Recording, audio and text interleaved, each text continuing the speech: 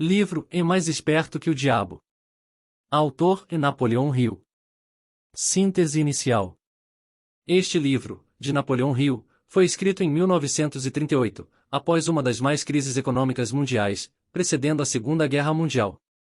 O próprio autor diz que esse livro não é somente uma fonte de inspiração e coragem, mas deve ser considerado um manual para toda pessoa que deseja ser mais esperta que seus medos, problemas e limitações. Em toda dificuldade existe uma semente de benefício equivalente. Na entrevista com Andrew Carnegie, um dos homens mais ricos do mundo, Hill recebeu a sugestão de entrevistar não somente os homens de sucesso, mas também os de fracasso. No decorrer dos anos, o autor analisou mais de 25.000 pessoas consideradas fracassadas e 500 bem-sucedidas. O encontro com o diabo. Napoleão Hill inicia sua obra fazendo contextualização de sua vida, para que o leitor possa entender todas as perguntas que ele vai fazer para o diabo. O trabalho do autor começou em 1908 quando ele teve a ideia de pagar a faculdade de Direito com a publicação de entrevistas que fazia com homens e mulheres de sucesso daquela época. Então ele fez uma entrevista com Andrew Carnegie, que construiu sua riqueza através da companhia de aço Carnegie e é considerado um dos homens mais ricos do mundo. Mesmo com toda a sua riqueza, Carnegie sempre se preocupou com a justiça social e pregava o exercício da filantropia. Ele também ajudou a construir 2.800 bibliotecas nos Estados Unidos, além de museus, salas de show, fundações, e fez, também, inúmeras doações para instituições de educação. O famoso Carnegie Hall também é obra do filantropo, bem como o Palácio da Paz, em Iowa. Quando Hill falou para Carnegie que tinha a intenção de fazer entrevista com homens e mulheres de sucesso, Carnegie sugeriu que não fossem entrevistadas apenas pessoas de sucesso, mas também pessoas fracassadas, porque dessa forma era possível fazer o maior levantamento de todos os tempos sobre os princípios de realização pessoal.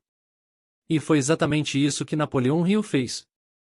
Ele demorou mais de 25 anos para analisar mais de 25.000 homens e mulheres focados principalmente no que leva as pessoas a terem sucesso ou fracasso.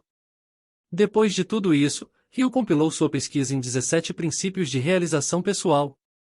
O problema é que ele não conseguia colocar tudo isso em prática em sua própria vida, e estava passando por um momento de muitas dificuldades.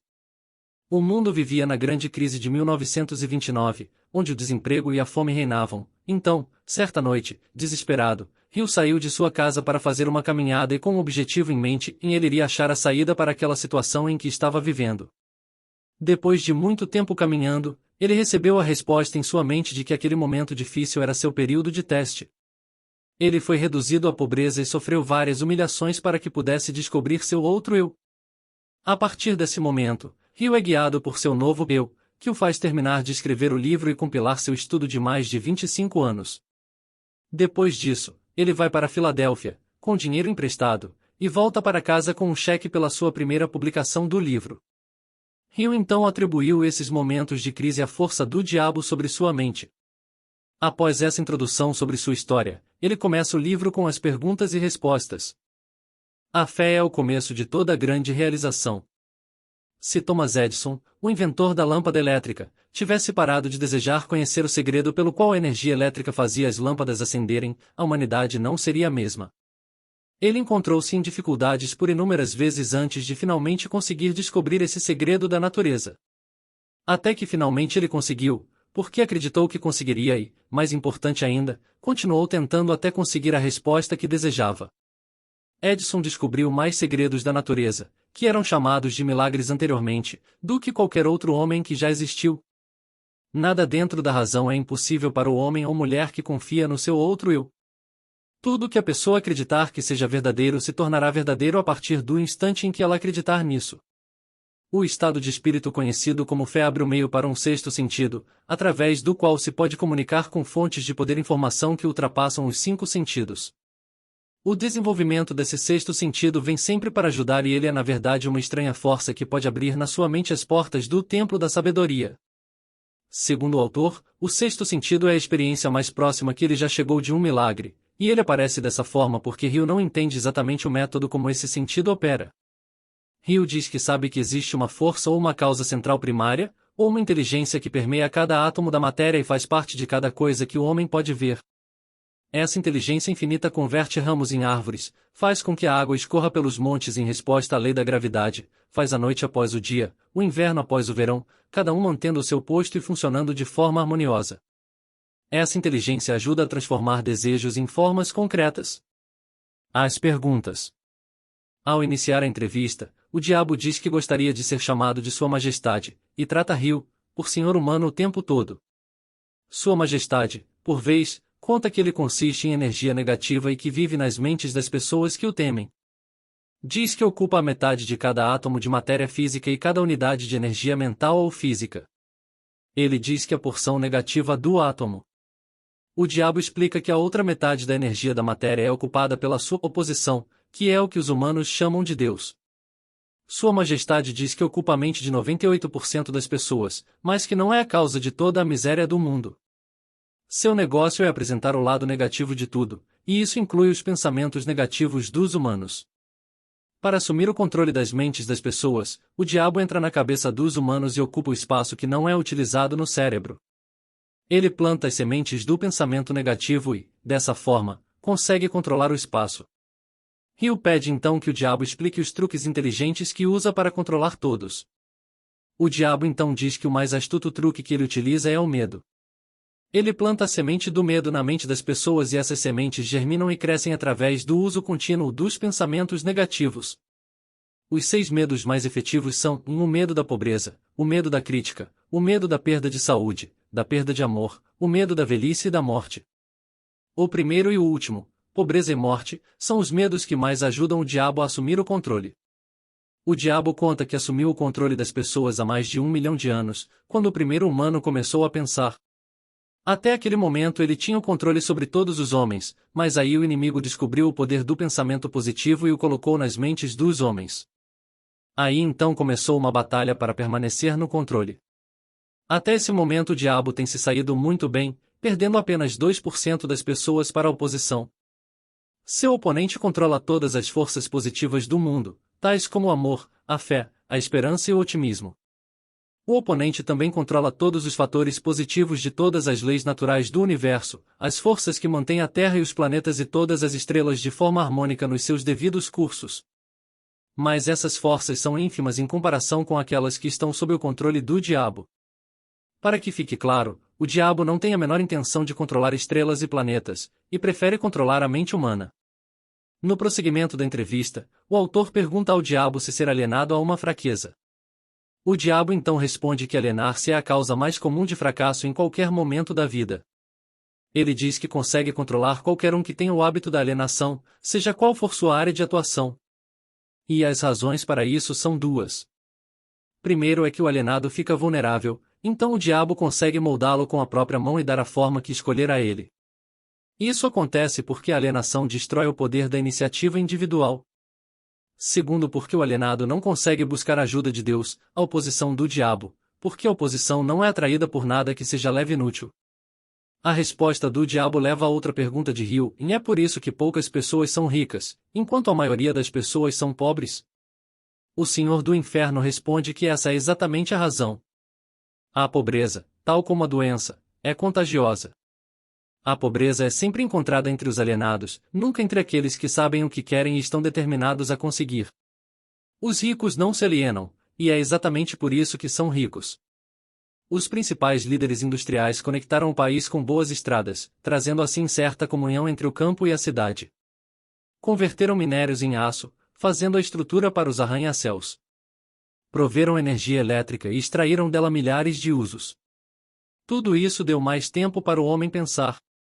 Esses líderes também inventaram o automóvel, colocaram notícias ao vivo em cada casa através do rádio, espalharam bibliotecas em todas as cidades e as preencheram com livros, possibilitando que todos tivessem acesso e uma noção completa de todos os conhecimentos adquiridos até o momento. Eles deram aos povos mais humildes o direito de expressar sua opinião a qualquer hora, sobre qualquer assunto. Eles também trabalharam para que cada cidadão pudesse ajudar a fazer suas próprias leis, escolher seus próprios impostos e pudesse administrar seu próprio país através de eleições diretas. Essas foram apenas algumas coisas que os líderes industriais fizeram para a população para dar a cada um o privilégio de não ser um alienado. O diabo descreve um alienado. Para o diabo, um alienado é aquele que não tem autoconfiança e que nunca conquistará nada através do pensamento e do esforço. Ele gasta tudo o que ganha e gasta ainda mais se conseguir crédito. Ele ficará doente ou debilitado por alguma causa real ou imaginária e clamará aos céus ao sofrer a menor dor física. Ele terá pouca ou nenhuma imaginação. Não terá o entusiasmo ou iniciativa para começar qualquer coisa que não seja forçado a fazer e expressa claramente sua fraqueza pegando um atalho para tudo. Terá um temperamento explosivo e total falta de controle sobre suas emoções e sua personalidade será sem magnetismo e não atrairá nenhuma pessoa à sua volta. Ele terá muitas opiniões sobre muitas coisas, mas nenhum conhecimento apurado sobre nada. Ele normalmente diz saber tudo sobre tudo, mas não é bom em nada. Ele se negará a cooperar com aqueles que estão à sua volta, mesmo aqueles que possam depender de seu trabalho para comida e abrigo. Ele cometerá os mesmos erros, várias e várias vezes, nunca tirando proveito do fracasso. Ele terá uma mente limitada e intolerante em todos os aspectos, sempre pronto a crucificar todos aqueles que estiverem em desacordo com ele. Ele esperará tudo dos outros, mas estará disposto a dar pouco ou nada em troca. Ele começa várias coisas, mas não termina nada. Ele será taxativo na condenação do seu governo, mas ele nunca lhe dirá definitivamente como a gestão pode ser melhorada. Ele criticará outros que estiverem sendo bem-sucedidos em suas carreiras. Em poucas palavras, o alienado trabalhará duro para não pensar, enquanto outros trabalharão para ter uma boa vida. Ele contará uma mentira, antes de admitir sua ignorância em qualquer assunto. Se ele trabalhar para outros, ele os criticará pelas suas costas e os elogiará na sua frente. O que é um não alienado? O primeiro sinal de um não alienado é este, em ele está sempre engajado em fazer algo definido, através de algum plano muito bem organizado e detalhado, o qual também é definido. Ele tem um objetivo maior na vida, no qual ele está sempre trabalhando, e muitos outros menores objetivos, todos os quais o levam ao seu esquema estratégico central. O tom da sua voz, a rapidez do seu passo, o brilho dos seus olhos, a rapidez de suas decisões claramente marcam-no como uma pessoa que sabe exatamente o que quer e está determinada a consegui-lo, não importa quanto tempo possa levar ou o preço que tenha que pagar. Se você fizer questionamentos a ele, ele lhe dará respostas diretas e nunca cairá em contradições nem evasões ou subterfúgios, seja qual for o assunto. Ele fará muitos favores a outros, mas quase não aceita favores em troca. Ele sempre será achado de frente para o campo de batalha, não importa se for jogando um jogo ou lutando uma guerra. Se ele não souber as respostas, ele dirá francamente que não sabe. Ele possui uma ótima memória. Ele nunca oferece um álibi para as suas deficiências. Ele nunca culpa os outros por seus erros, mesmo que eles mereçam. Ele costumava ser conhecido como um guerreiro, mas em tempos modernos é chamado de Midas. Você o encontrará administrando o maior negócio da cidade, morando na melhor rua, dirigindo o melhor automóvel e fazendo sua presença ser sentida onde quer que ele esteja. Ele é uma inspiração para todos aqueles que entram em contato com sua mente. A característica mais marcante que distingue um não alienado é esta: em ele possui uma mente totalmente sua e a usa para alcançar todos os seus objetivos. Resumo final. Segundo o autor, as leis do diabo estão presentes invariavelmente no destino de todos os homens, de forma inevitável. Hill diz que não precisa ter muita imaginação e nem muito conhecimento sobre as leis naturais para entender que a maior parte das dificuldades nas quais as pessoas se encontram são suas próprias criações. As dificuldades jamais são resultado de circunstâncias imediatas, elas geralmente são o ápice de uma série de coisas, as quais foram consolidadas através do hábito de alienação, com a colaboração do tempo. Fim. Leia o livro e se aprofunde mais no assunto. Escute agora outros resumos em audiobook e aumente ainda mais seu repertório para ter sucesso.